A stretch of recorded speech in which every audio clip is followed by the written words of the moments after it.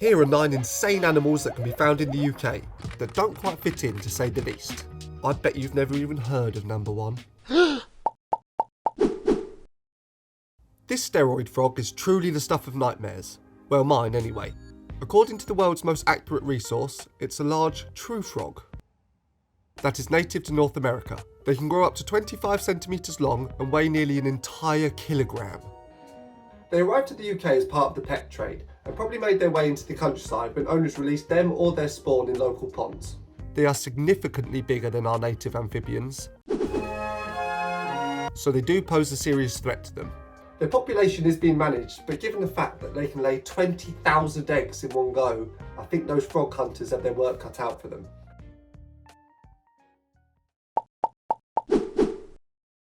This goth heron that just got out of an oil spill is an incredible bird that can be seen in wetlands and damp fields in the UK. They are native to Asia, Africa, Australia, Europe and the Americas, but are only very occasional visitors to our island. They mainly come here during winter and spring, when they leave their breeding grounds in warmer regions. It is thought that climate change is a contributing factor to the increased amount of sightings that we've been getting.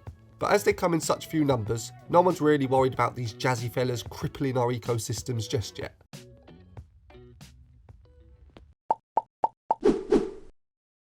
This mini otter is an absolutely vicious predator that has had a huge impact on the UK's native wildlife. During my research on this creature, I discovered something absolutely mental about another one.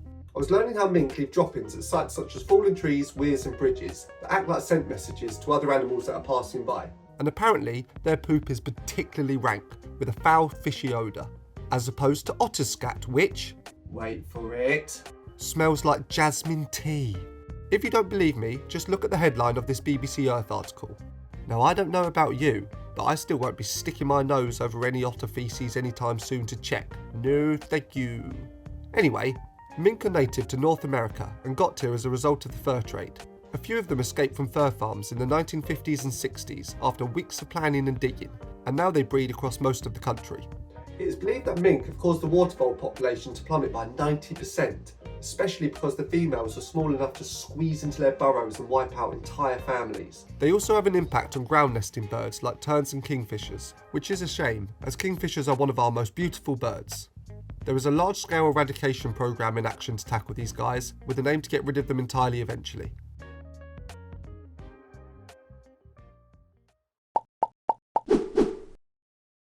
There are several species of these heavy frisbees living in the UK that are all non-native. These species include red-eared terrapins, which are from south-central United States, and European pond terrapins, which are from central, southern and eastern Europe, as well as parts of North Africa and Asia. Believe it or not, the main reason terrapins are in the UK is thanks to the popularity of Teenage Mutant Ninja Turtles in the 1980s. During this time, they were brought in swathes as pets, but many were eventually released.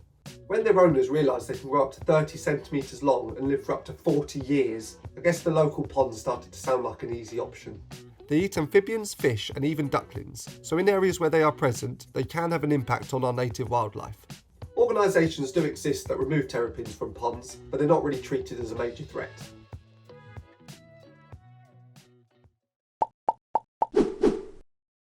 These tiny snakes with legs exist in only a few small breeding populations in the UK.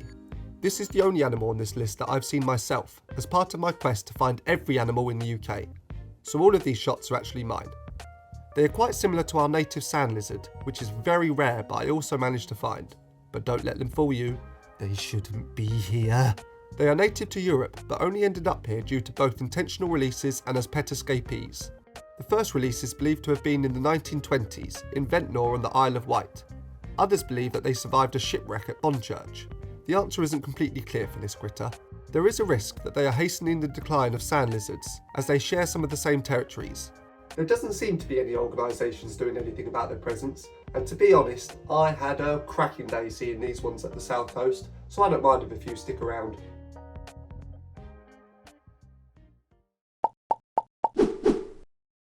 These pocket kangaroos have made themselves at home in a couple of different areas in the UK.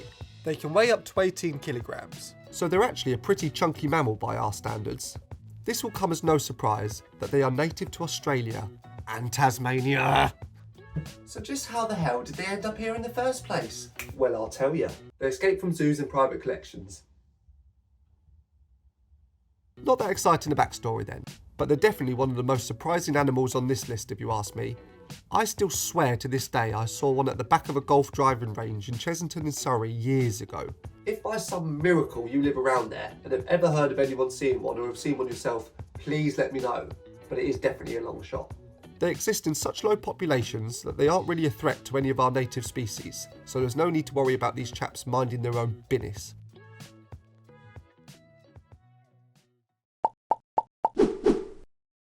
Now we're really getting crazy.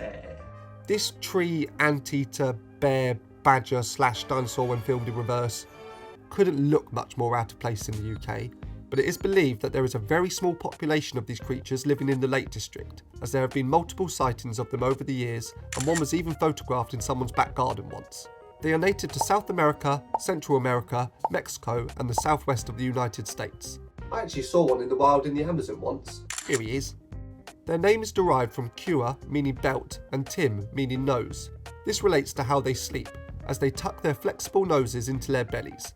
This is another critter that most likely escaped from zoos or private collections, and again, as there is such a tiny number of them here, it's very unlikely that they would impact any of our native wildlife. Which is exactly what they want us to think, as they slowly devour every robin north of the Thames.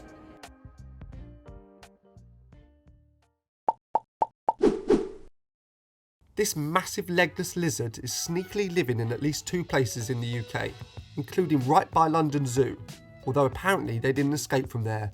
Yeah, alright then. They can grow up to 2 metres long, making them much longer than any of our 3 native species, 2 of which I found, but the rarest one still eludes me. For now, smooth snake. For now.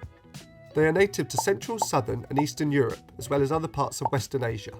According to London Zoo's own website, this particular population became established when an organisation working to study these snakes kept them in a local facility many years ago. Vague. The snakes either escaped from this facility or were released from it.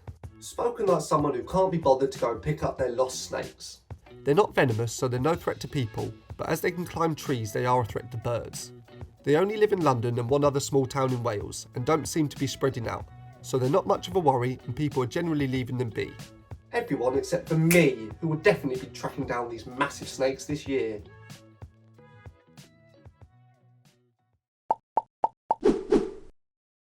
A what, I hear you ask? A raccoon dog? That's right, a raccoon dog, I mean what I say. This badger fox is perhaps the most peculiar animal on this list, and is an animal I didn't personally know existed until very recently. They are members of the dog family, and according to Google AI's overview, raccoon dogs are nocturnal, small and extremely smelly animals that live in wooded habitats. There's no need to get personal, is there? They are native to East Asia, including Japan, where they are known as tanuki.